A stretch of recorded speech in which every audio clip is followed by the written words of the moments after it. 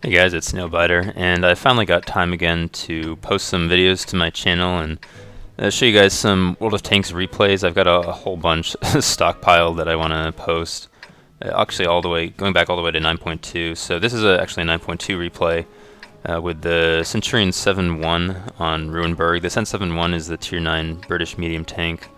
It's a pretty fun tank. It's got a really nice gun, great pen, and good damage. The DPM isn't really good. It's probably got one of the lower DPMs, I'd say, out of all the Tier 9 medium tanks, although I'm not really sure how it compares specifically off the top of my head. And it's also kind of slow. It doesn't have a very good top speed. It's got good mobility, though. And I'd say it's kind of a plus and a minus, is that it's a pretty large tank with large tracks, so it has a really big profile, especially from the side, and it can be kind of easy to hit, but at the same time you can side scrape a little bit with it, especially against lower tier tanks, and you will get bounces. The turret armor is pretty good, and so you'll definitely get bounces off the turret, and even the upper plate sometimes if you're angled. So this is, as I said, around on Ruinberg. I'm going field, which is pretty typical for medium tanks.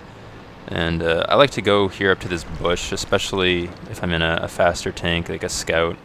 But even in slower medium tanks, you can do this and just spot whatever is going field for the enemy. Generally, the enemy does have an advantage from the other side, from the north, getting to this point, especially getting into that E-line ridge.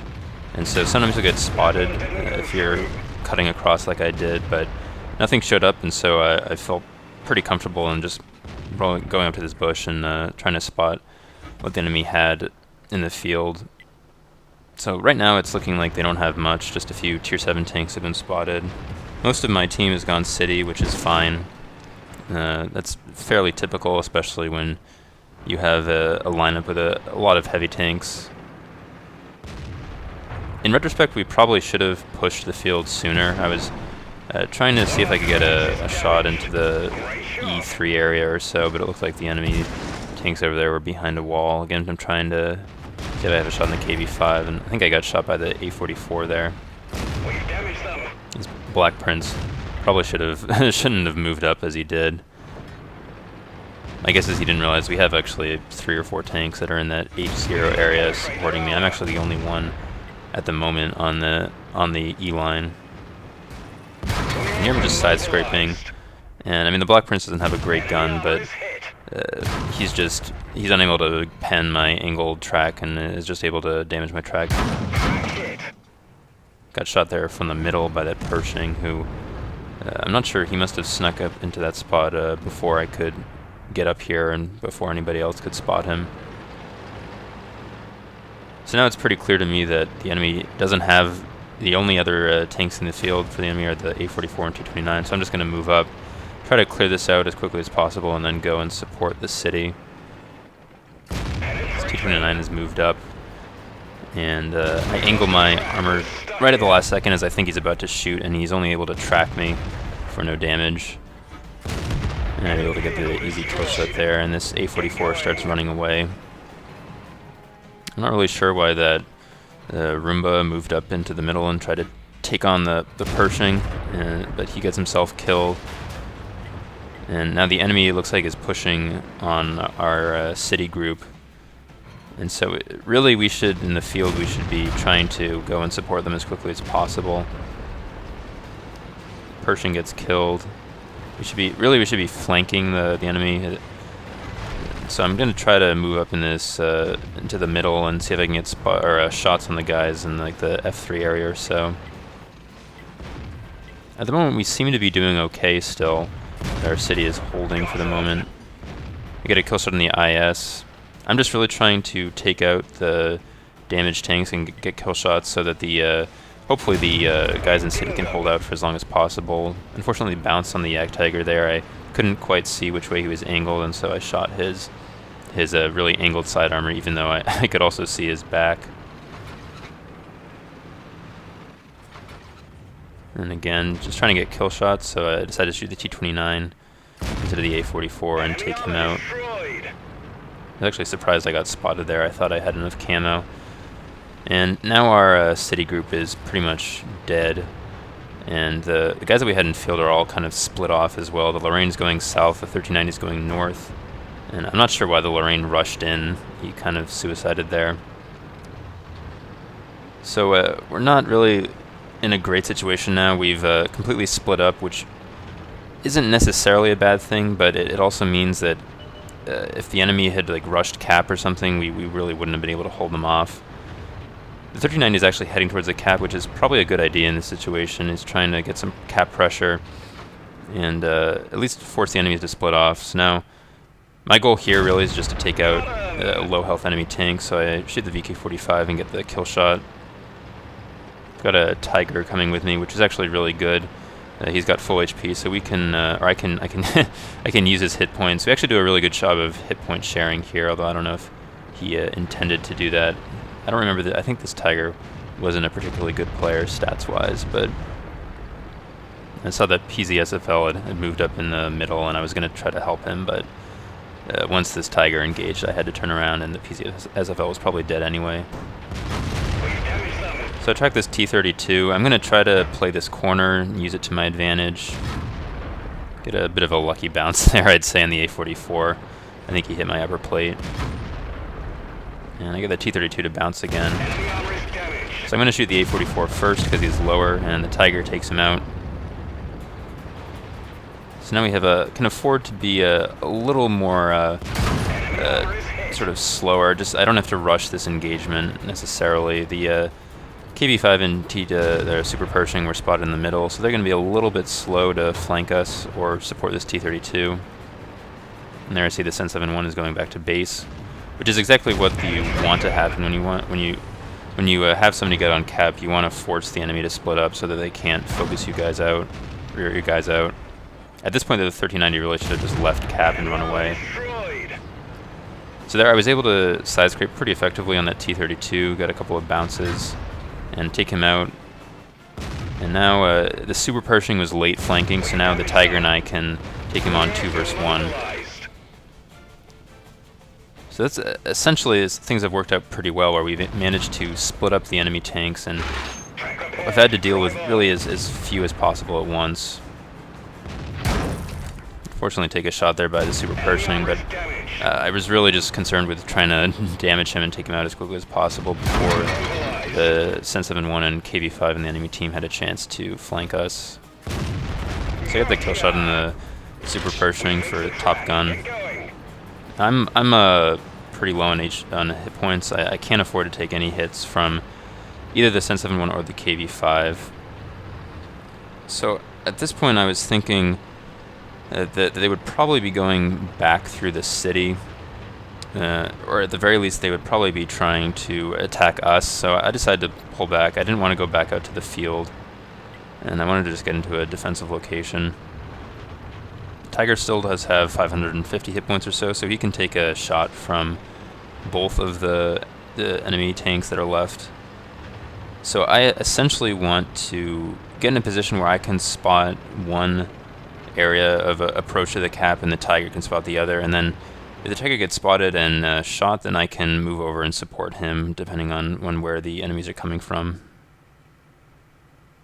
So I'm telling him now that not to stay next to me, because in this situation when you're defending cap, you want to be able to cover as many of the approaching lanes as possible. You want to get as much vision on the cap as possible. So since this Tiger is heading in this direction, I'm going to turn around and try to watch the 6 and 7 line instead.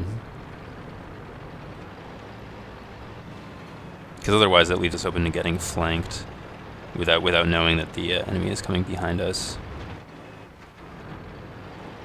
This is also a situation where having the turret armor of the Sen 71 is nice. It's something that I can rely on a little bit more. So even if I do get spotted there, I'd be fairly confident that I could bounce a shot, especially from the KB5. And the Tiger turned around, so I ended up switching back over and watching the city lane again. As you can see, he's looking up in the middle, so there's no reason for me to be watching that spot, that area as well. I actually got a little bit caught out there as I was moving up, but the Sen 71 also clearly wasn't expecting me to be there, and so instead of trying to shoot me, he just tried to back up, and I was able to take my time and get a kill shot. So now we have the one-take advantage, and since the Tiger can take a hit from the KV-5, since he has enough hit points to do that, I tell him to just take the lead and I'll support him.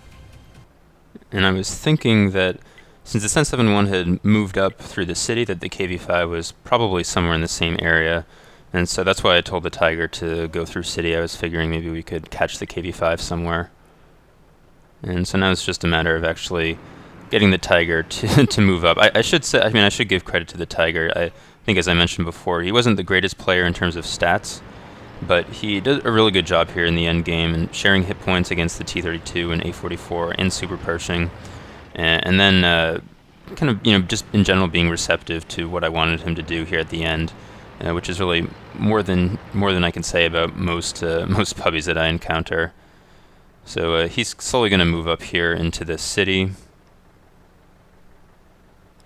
And I'm just waiting for him to actually get to that point. What I'm thinking is that I'll just stay. I want to stay far enough behind him that if he does spot the KV-5, that the KV-5 doesn't have a chance to shoot me instead of the Tiger.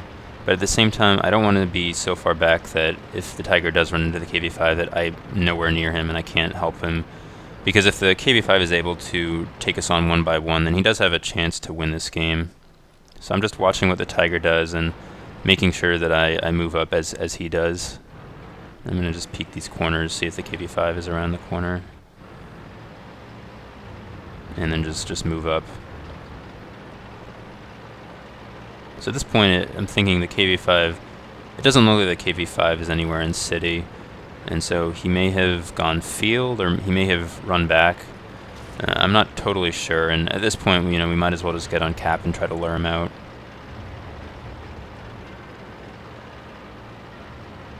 So I'm just seeing what this Tiger does, and trying to base my movements on where he's going. And making sure to cover all the spots that the KV-5 could have hidden in the city, and I'm just going to check this corner as well.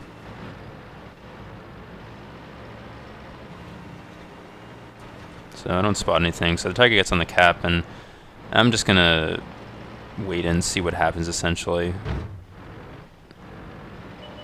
And right as I think about moving up, the KV-5 shows up there in A6, and I'm able to get the kill shot. I roll a little bit high and take him out. So this ended up being a really good game for the Sen-71. Ended up with 8 kills and Radley-Walters and over 5,000 damage. So I guess what I wanted to highlight in this replay was being able to take on the enemies in a situation where at the end we were down hit points and down tanks. Especially the Tiger and I were able to take on the enemies, and generally in engagements that favored us. At first we were facing the T-32 VK-45 and I think the A-44 was in that area as well. And I was able to kill the VK-45, and then together we were able to share our hit points and take out the T-32 and A-44 pretty effectively. And by that point, the Super Pershing, which had tried to flank us, showed up just after we killed the rest of the enemies. So now I'll just show you guys the endgame stats. This was an ace tanker round with the Sen-71. I think this might have actually been the highest experience round I had with this tank. I got 5.6 thousand damage, and the Radley-Walters, as I mentioned. I also actually got a steel wall. I ended up with 19 hits received, which partly was, I think, the Black Prince shooting me in the side at the beginning of the game, but I also did bounce a fair number of shots. And I think that just speaks to the fact that side scraping with this tank is effective. It does have decent armor. The turret armor is pretty good, and you also do get some bounces off your front plate. So anyway, I hope you guys enjoyed the replay. Thanks for watching, and I'll see you guys later.